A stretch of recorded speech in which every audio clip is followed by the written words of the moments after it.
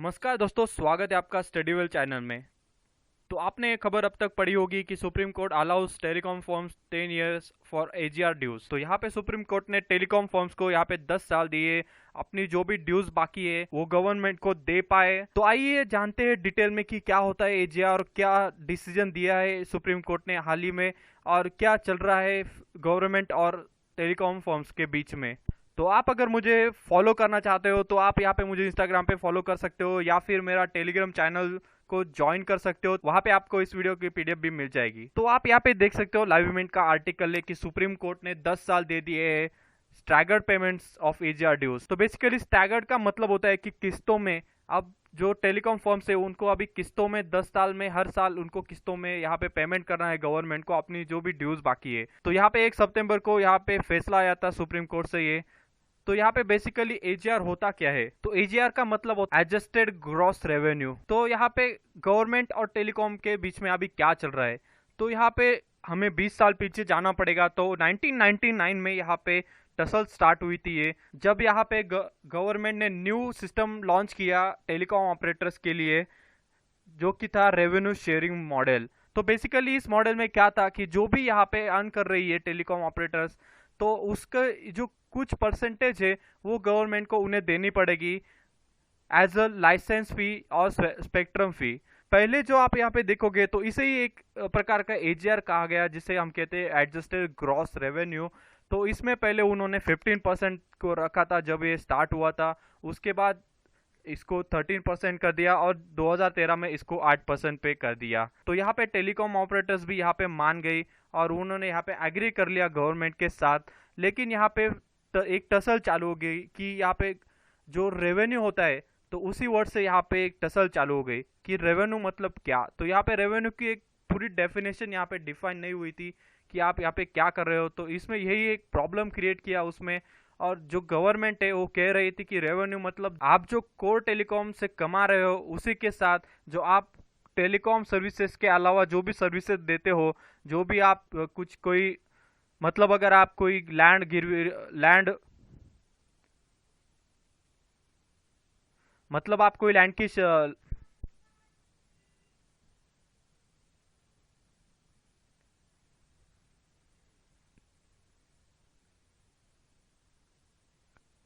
मतलब आप कहीं डिपॉजिट कर रहे हो उसके ऊपर का इंटरेस्ट हो गया, या फिर आप कोई सेल कर रहे हो। तो यहाँ पे बेसिकली जो गवर्नमेंट है वो कह रही थी आपको जहां जहां से रेवेन्यू आता है, जहां जहां से आप अर्न करते हो, तो उसका सब मिला के हमको एक परसेंटेज देना पड़ेगा। लेकिन जो टेलीकॉम ऑपरेटर्स थे वो कह रहे थे कि सिर्फ जो हम कोर टेलीकॉम सर्विसेज से कमाते हैं तो हम उसी से ही आपको पे करेंगे।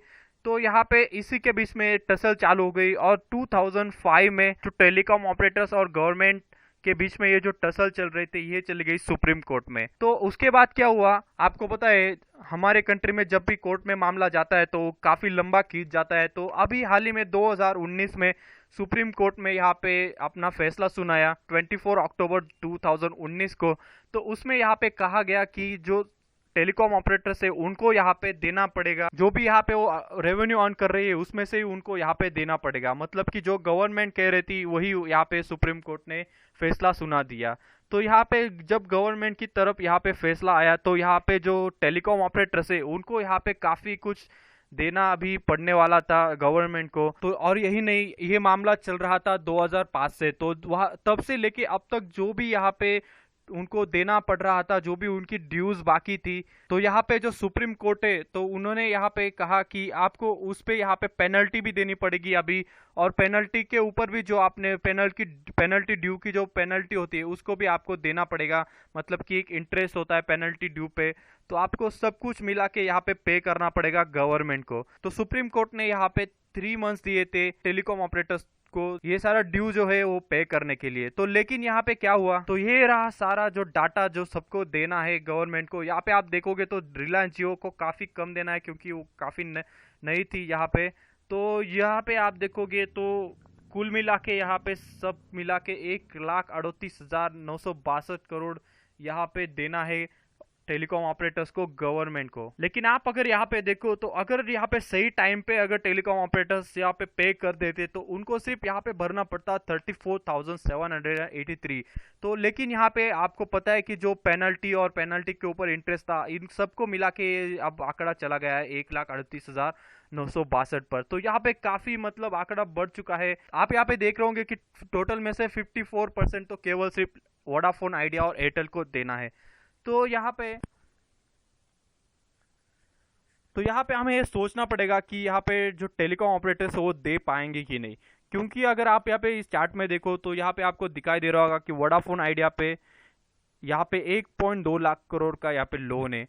यहाँ पे इतने सारे ये सारी कंपनीज यहाँ पे काफी डेप में है, काफी कर्जे में यहाँ पे डूबी हुई है पहले से ही। यहाँ पे आप देख रहे होंगे कि आप उनके ऊपर कितना सारा कर्जा है।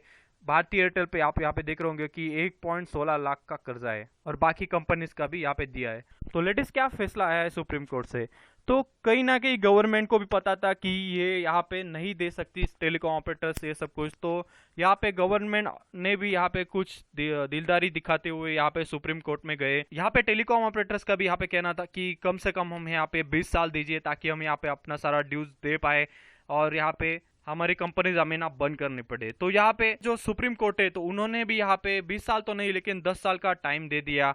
और यहाँ पे जो उन्होंने ये भी कहा कि 10% जो आप इसकी एजार ड्यूज है आपको 31 मार्च 2021 से पहले भरनी पड़ेगी और उसके बाद आपको हर साल एक किस्तों में 2031 तक आपको सारा का सारा अमाउंट गवर्नमेंट को देना पड़ेगा।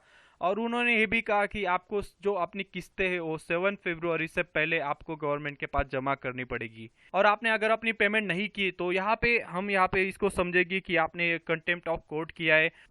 तो यहाँ पे सुप्रीम कोर्ट ने यहाँ पे अपना जजमेंट क्यों बदला और यहाँ पे एक्सटेंड क्यों कर दिया पेमेंट टर्म को।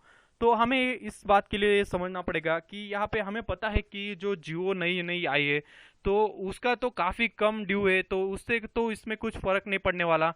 लेकिन जो बाकी कंपनीज है उनका काफ़ी ड्यूज रहता है। तो यहाँ पे वोडाफोन आइडिया को अगर आप देखोगे तो अगर वो सारा का सारा अपना जो ड्यू है अगर एक साथ ही चुका देगी तो यहाँ पे वोडाफोन आइडिया को वोडाफोन आइडिया यहाँ पे बंद पड़ सकती है। तो इसी कारण यहाँ पे मोनोपोली आ सकती है। तो इस बात को समझते हुए सुप्रीम कोर्ट ने यहाँ पे जो अपनी टर्म से इसको चेंज किया और यहाँ पे टाइम दे दिया पेमेंट करने के लिए सारी टेलीकॉम ऑपरेटर्स को। तो आप यहाँ पे डाटा भी देख सकते हो। यहाँ पे भारतीय एयरटेल को 36,000 करोड़ देने हैं। तो यहाँ पे 40% ऑफ जो अमाउंट है इसका तो यहाँ पे पहले ही दे चुकी है भारतीय एयरटेल। अभी सिर्फ उनका 21,1600 करोड़ का ड्यूज बाकी है। और वोडाफोन आइडिया को अगर दूसरी साइड में हम देखें तो यहाँ पे 58,000 करोड़ देने हैं गवर्नमेंट को, लेकिन यहाँ पे उन्होंने अब तक सिर्फ एक 7,850 करोड़ का एजीआर ड्यूज दिया है।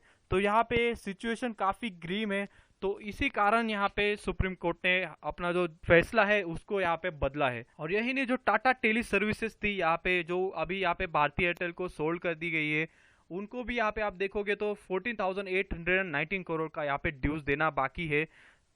तो यहाँ पे कंपनीज का आप देख सकते हो कितना दिया है और कितना देना बाकी है। और जियो का अगर आप देखोगे तो जियो यहाँ पे एडवांस में सब कुछ देके बैठा है। तो यहाँ पे आप देखोगे तो आपको एक बात समझ में आ जाएगी। तो यहाँ पे मोनोपोली क्रिएट हो सकती है मार्केट में और जो रेट से अपने हिसाब से यहाँ पे कंपनीज यहाँ पे लगा सकती है, मतलब एक ही कंपनी बाकी रहेगी जियो, तो वो अपने हिसाब से यहाँ पे रन कर सकती है मार्केट को। तो ये ना हो जाए इसलिए सुप्रीम कोर्ट ने अपने फैसले को यहाँ पे थोड़ा सा ढील दिया है और यहाँ पे जो टेलीकॉम ऑपरेटर्स है बाकी उनको यहाँ पे अपना ड्यू चुकाने के लिए थोड़ा समय दे दिया है। So thank you for watching the video guys. तो मिलता हूँ मैं आपको अगली वीडियो में, तब तक के लिए stay tuned and subscribe to the study well.